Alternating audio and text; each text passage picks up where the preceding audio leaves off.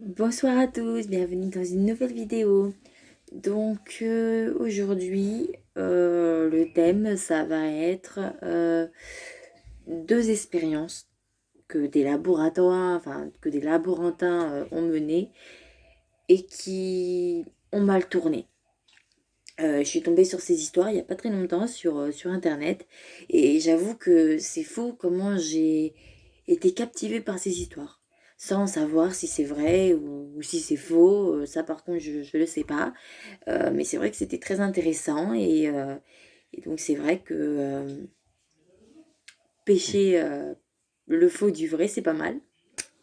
Donc voilà, j'ai décidé de faire une vidéo. Donc c'est vrai qu'il est un peu tard, il est minuit à l'heure où je tourne cette vidéo. Mais voilà, j'ai pas trouvé le temps plus tôt. Et puis de toute façon, demain, j'ai rien d'important à faire. Donc c'est pour ça que faire une vidéo à cette heure-ci, ça ne me dérangeait pas. Donc je vais commencer par la première. Euh, il y a des maladies génétiques c'est des maladies qui sont pas, que tu peux pas contrôler, hein. T'as ça dans tes gènes, t'as ça dans tes gènes et tu vas le refiler à ton enfant ou, enfin, tu vas le refiler à ta génération future. Et un, un physicien voulait à tout prix mettre fin à ça. Il voulait trouver quelque chose trouver un remède contre ces maladies génétiques. Un vaccin qui ferait que la maladie génétique ne ferait plus aucun symptôme et que la personne pourrait vivre normalement. Le problème, c'est que ça s'est pas déroulé comme il a voulu. Donc, du coup, il a mis enfin, ils ont fait ce vaccin parce que c'était une équipe et ils ont décidé de prendre un cobaye pour tester ce vaccin, pour être sûr que ce vaccin était fiable. Donc du coup, ils ont pris une jeune fille qui était atteinte d'une maladie génétique. Ils lui ont injecté ce vaccin. Au début, tout se passait bien. La jeune fille, elle se sentait bien, elle était en forme. Elle avait même du mal à dormir, mais voilà, elle était surexcitée. À première vue, ça avait l'air de marcher et ça avait l'air d'être bénéfique. Donc au début, les laborantins étaient plutôt satisfaits du résultat qu'ils avaient. Le problème, c'est que ça a été de courte durée. Ça a été de courte durée parce que très vite, elle a commencé à avoir de drôles de symptômes. Elle était, à certains moments, elle voyait trouble, elle se mettait en colère pour rien, voilà, juste parce qu'on l'avait bousculée sans faire exprès. Elle était à ça ouais, de frapper la personne. Donc ça devenait une autre personne. Et ses parents qui étaient là témoignaient comme quoi elle n'était plus du tout la même et qu'elle avait changé. Elle devenait agressive, elle était plus irritable, elle était souvent de mauvaise humeur. Enfin, il y avait quelque chose qui allait pas. Et là, les laborantins qui lui avaient administré ce vaccin voyaient qu'il y a quelque chose qui commençait à changer chez elle. Mais bon, au départ, ils se sont pas inquiétés. Et puis, ils se sont mis à remarquer, et puis ils se sont mis à remarquer très vite que la nuit, quand elle dormait, elle bavait beaucoup. Euh, et puis, elle avait les yeux rouges, mais toujours très rouges. Il comprenait pas ce qui se passait. Et il commençait à avoir peur et il comprenait pas ce qui lui arrivait. Jusqu'au jour où, une nuit, le gardien, parce qu'en fait, il la gardait en observation dans le laboratoire. Et une nuit, ils ont fait une ronde. Enfin, le gardien faisait sa ronde habituelle et il a vu que la jeune fille n'était plus dans son lit. Elle n'était plus là. Donc de là, le gardien a dit qu'il allait la chercher pour la retrouver et la ramener au lit. Jusqu'au moment où il est tombé nez à nez avec cette fille. Et elle était debout devant lui. Elle avait les poings serrés, les dents serrées. Elle bavait, mais vraiment des litres.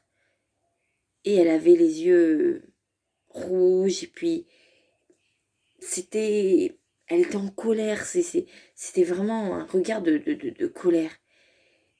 Et à ce moment-là, le mec, il comprenait qu'il était dans la merde. Donc qu'est-ce qu'il a fait? Ben, il a pris ses jambes à son cou et il s'est mis à courir le plus vite qu'il pouvait. Le problème, c'est que la fille derrière lui, ben, elle l'a poursuivi. Et puis, elle a couru et malheureusement pour lui, elle l'a rattrapé. Et elle l'a mordu. À plusieurs reprises, elle l'a mordu, elle a déchiré ses habits, elle a... Et ben, malheureusement, le gardien, ben, il n'a pas survécu aux blessures que lui avaient infligées les morsures de cette jeune fille. Et donc du coup, ben, quand le lendemain, l'équipe est revenue au laboratoire, ils ont découvert le corps du gardien. Et là, ils ont compris que ce qui avait fait ça était pas très commode. Et donc du coup, ils ont retrouvé cette jeune fille avec du sang plein la bouche, les yeux vitreux et puis rouges. Elle était devenue, mais c'était plus la jeune fille qu'ils avaient connue. C'était vraiment autre chose. Là, c'était un monstre qu'ils avaient en face d'eux. C'était même plus une jeune fille. C'était devenu un monstre. Un monstre assoiffé de sang. Et ben, qu'est-ce qu'elle a fait? Ben, bien évidemment, elle leur a sauté dessus. Sauf que là, ils étaient à plusieurs, donc ils ont pu la gérer, ils ont pu... Et puis ils l'ont enfermée, puis ils ont essayé pendant une semaine de trouver un remède, de trouver quelque chose pour qu'elle redevienne comme avant, mais malheureusement, le vaccin a été injecté, et à partir du moment où le vaccin était là, ben, c'était trop tard. Ils ne pouvaient plus rien faire. Donc du coup, ben, ils ont été obligés de mettre fin à sa vie. Voilà, ils ont été obligés de mettre fin à sa vie parce que de toute façon, elle ne redeviendra jamais la fille qu'elle était avant. Donc du coup, ils n'ont pas eu le choix, ils ont mis fin à sa vie. Et ensuite, les parents de cette jeune fille ont poursuivi les laborantins en, en justice pour avoir fait ces tests sur leur fille et en ayant causé le décès de leur fille. Donc voilà, c'était très chaud. Et ben, bien évidemment, c'est la famille qui a eu gain de cause. Donc bien évidemment, la famille est gagnée. Et les laborantins ont été enfermés. Ils ont fait plusieurs mois de prison, enfin plusieurs années de prison. Et en sortant de prison, ils ne pouvaient plus mettre les pieds dans un laboratoire. Ils ont été relevés de leurs fonctions et je pense que c'est mieux comme ça. Et je pense que la famille a très bien fait. Et je pense qu'on aurait tous fait pareil à leur place. Voilà. Donc maintenant, place à la deuxième expérience. Donc la deuxième expérience était censée provoquer une cicatrisation euh, rapide des tissus, donc de la peau. Et donc du coup, des laborantins ont fait beaucoup de recherches. Ils pensaient que ça pouvait être pas mal d'avoir un produit qu'on pourrait s'injecter et qu'avec ce produit, on pourrait cicatriser rapidement quand on se faisait une blessure. Et que pour les blessures graves, ça serait plutôt intéressant. Donc du coup, ils ont récolté beaucoup d'échantillons et ils ont réussi à mettre au point un liquide qui était censé faire une cicatrisation rapide. Et donc du coup, il leur fallait encore une fois un cobaye. Donc le premier cobaye qu'ils ont eu, c'était un lapin. Donc les tests, ils les ont commencés sur un lapin. Un lapin. Manque de peau, ben, ils ont blessé le lapin gravement et ils lui ont injecté ce sérum problème, c'est que le lapin, il est mort. Il s'est mis à convulser, puis il est mort. Donc à partir de là, c'était un échec pour les laborantins. Mais ils se sont raisonnés en se disant que c'était un lapin. Et que c'est pas parce que ça a eu cette réaction sur le corps du lapin que ça aurait cette réaction sur un corps humain. Donc du coup, qu'est-ce qu'ils ont fait? Ils ont eu la bonne idée de demander à tous les laborantins ici présents euh, qui se portaient volontaires pour s'injecter ce sérum. Donc du coup, c'est un jeune homme qui s'est porté volontaire. Et ce jeune homme s'est fait une entaille au niveau du bras. Et on lui a injecté le sérum.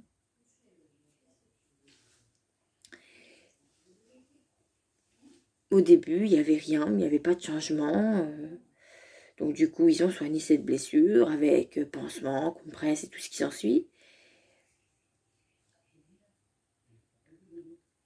Mais le lendemain, le jeune homme avait de fortes douleurs à l'entaille.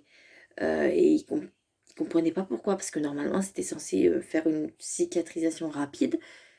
Donc normalement, il n'est pas censé ressentir une douleur. Donc ça l'inquiétait, et puis ça lui faisait mal, surtout ça lui faisait mal.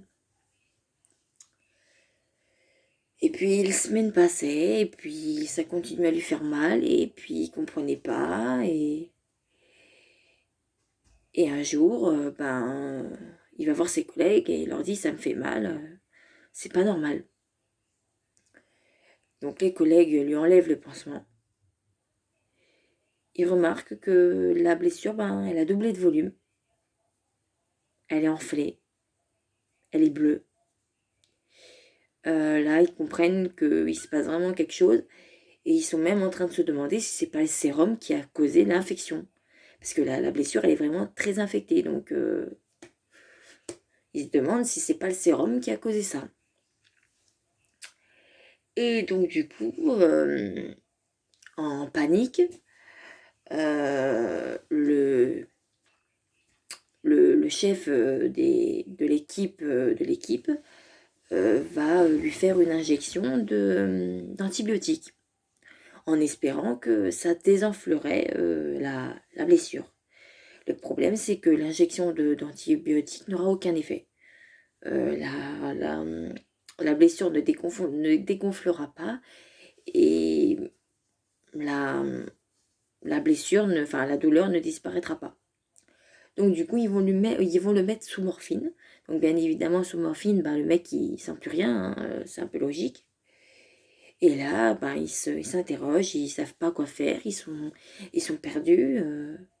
Ils savent que ce qui se passe, c'est grave. Et le problème, c'est que ils savent pas quoi faire pour soigner leur collègue, quoi. C'est le soigner, quoi. Et le lendemain, ils vont remarquer que une énorme tache bleue commence à se former autour du bras, enfin autour de la blessure. Et au fil des jours qui passaient, ils voyaient que cette couleur bleue montait. Au fur et à mesure, ça prenait toujours des petits quartiers, des petits morceaux de bras, jusqu'au jour où le jeune homme s'est mis à hurler de douleur et à dire que la douleur était insupportable, qu'il voulait qu'elle s'arrête, il en pouvait plus, quoi. Il avait très mal et il ne pouvait plus bouger son bras. Il n'arrivait plus à bouger son bras. Donc du coup, affolés, ils n'ont pas eu le choix. Et donc ils l'ont emmené en urgence à l'hôpital. Et quand il a été transmis à l'hôpital, les médecins ont été directs et lui ont dit que de toute façon, il ne pouvait rien faire. Que la blessure était trop avancée et qu'il y avait que son bras commençait à pourrir. Les tissus du bras étaient morts. Et donc du coup, les tissus du bras étaient morts. Voilà, le bras ne fonctionnait plus. Donc du coup, ils ont eu qu'un seul choix. Ils lui ont amputé le bras. Ils n'avaient pas d'autre choix. C'était soit ils lui amputaient le bras, soit ils faisaient rien et l'infection allait se propager dans tout le corps et il aurait pu en mourir. Donc du coup, ils n'ont pas eu de choix. Ils ont dû lui amputer le bras où il y avait l'entaille et l'infection. Et ils ont dit que ce jeune homme était passé près de la mort. Parce que même si l'infection ne s'était pas propagée, le bras il pourrissait. Donc c'était un nid à microbes et il aurait pu y rester. Et bien évidemment, le jeune homme, il n'a pas pu laisser passer ça. Même si c'était ses collègues, même si c'était ses amis, même s'il s'était porté volontaire, il ne pouvait pas pardonner ça. Donc du coup, il a traîné ses propres amis en justice. Mais ça a été très dur parce que, encore une fois, le jeune homme s'est porté volontaire. Donc il l'a fait de son plein gré. Donc ça a été très dur pour gagner le jugement. Mais il a quand même gagné le jugement parce que le juge a décrété que normalement, ces jeunes gens n'auraient pas dû laisser ce jeune homme risquer sa vie et que même ils n'avaient pas à faire ce genre de test, que c'était totalement fantastique et qu'on ne peut pas décider comme ça de faire quelque chose. Donc ça partait d'un bon sentiment, mais ils ont failli tuer leur ami et ça c'est quelque chose qui est grave, qui est vraiment très grave. Donc du coup voilà, ils ont été lourdement punis et comme l'histoire précédente, ils ont été relevés de leur fonction, donc interdits de re-rentrer dans un laboratoire. Par contre, le laborantin qui avait été victime de ce sérum a pu continuer à travailler dans un laboratoire. Même s'il avait un bras amputé, ils ont réussi à lui inclure une prothèse, ce qui fait qu'il pouvait quand même continuer à exercer. Et c'est devenu un très bon laborantin qui a pu inventer, qui a pu réaliser beaucoup de vaccins, beaucoup de bonnes choses.